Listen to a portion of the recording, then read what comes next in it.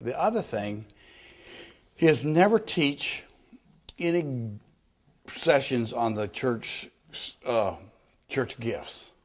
Have you ever seen in churches we teach, we're going to find your gift today, and they spend 4 months on finding your gift, whether you're an evangelist or a pastor or a teacher, and at the end of the 4 months, we never do anything with it. We just found their gift, and then we just don't do anything. This preacher named Frank Telepaw, he was out of Colorado. Bear Creek, I think, was the name of the church. It went to 15,000 people. And what he would do is, if he had had a family in the church and they were, let's say they had children that had braces on their teeth, he'd say, why don't you form a group, meet on Tuesday night with everybody that needs to have something done with their teeth. My aunt was in this it was in the Church of God in Spokane. She had a handicapped child. She got close to hundreds of people, and many came to church because she met. In that day, this was 40 years ago, 50 years ago, there was nobody to help people that had handicapped children.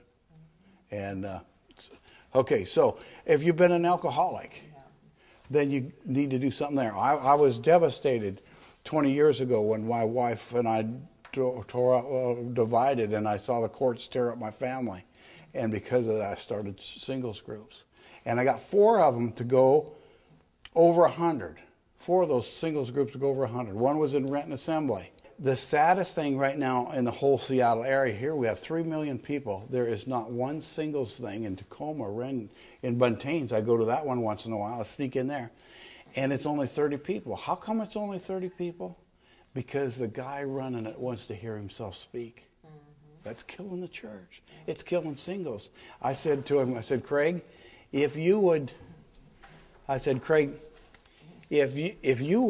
have a guest speaker, guest musician once every couple Sundays, this thing would explode because everybody would come.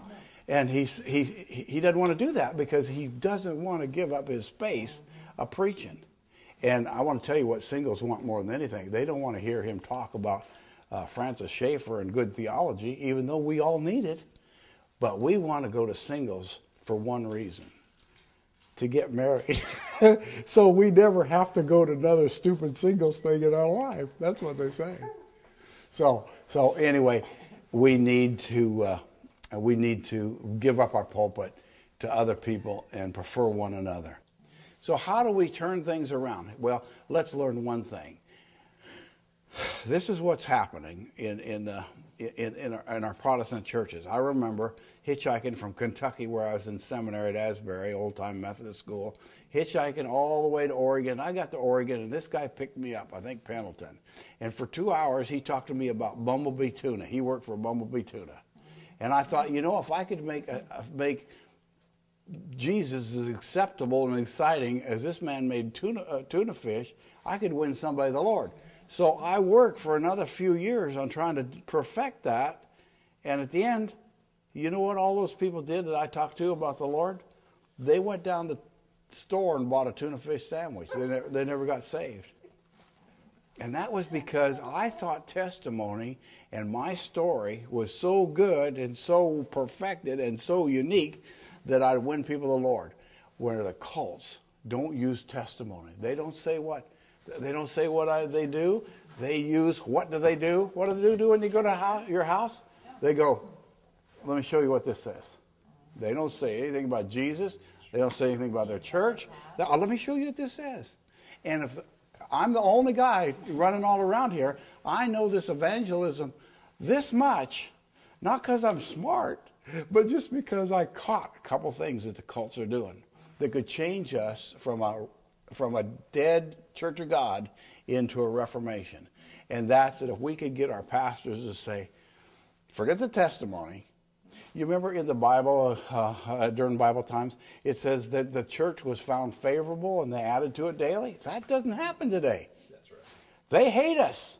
They did a survey and they said that their people would rather have their children marry a communist than an evangelical Bible-believing Christian.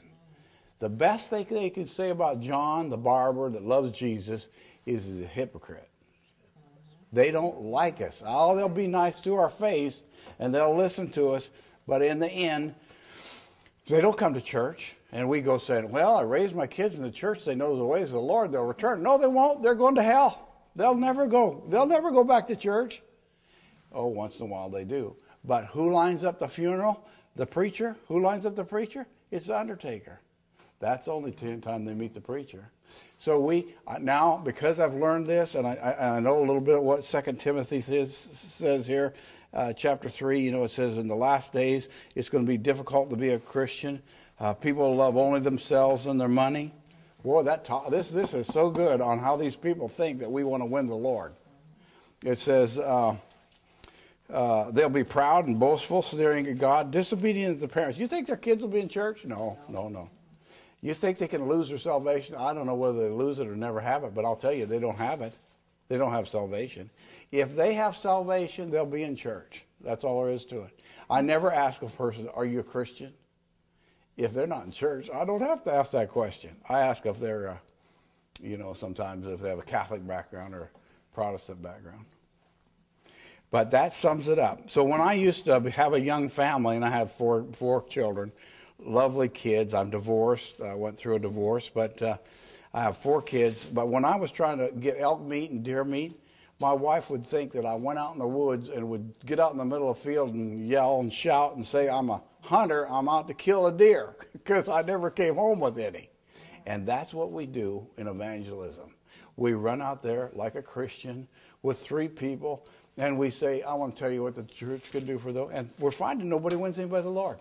The guy that won more people to the Lord than any preacher I ever met was a guy that couldn't even look at you, John, and say a word. Yep. He was so shy, he couldn't even talk to you. He was a lineman there in Seattle. He came to my singles group there, and he says, I don't say anything about the Lord or nothing. He said, all I do is I give him one of these. This was your life. Did you ever see this? It is the best Bible study. I gave up the Bible study that the Free Methodists taught me because this one's so much better. So I'm going to open it, and I'm not even going to pass it out. But at the end, I'm going to just give you an idea for you guys that haven't seen it. Had you seen it before? I take hundreds of them in Spanish, but they're cartoons. Yeah. That's what they are. This was your life, and in case there's somebody listening across the thousands of seas, the phone number is 909-987-0771 or www.chick.com. So each one of you get a couple of them afterwards.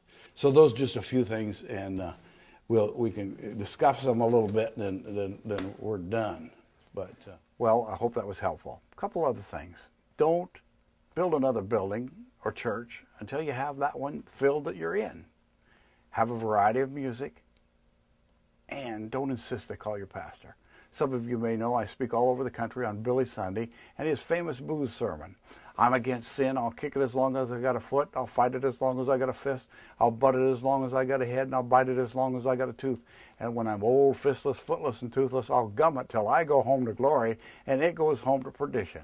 If you want to get a hold of me, call me at 206-463-6333, or go to my webpage, www.GeneAmundson.com, GeneAmondson.com.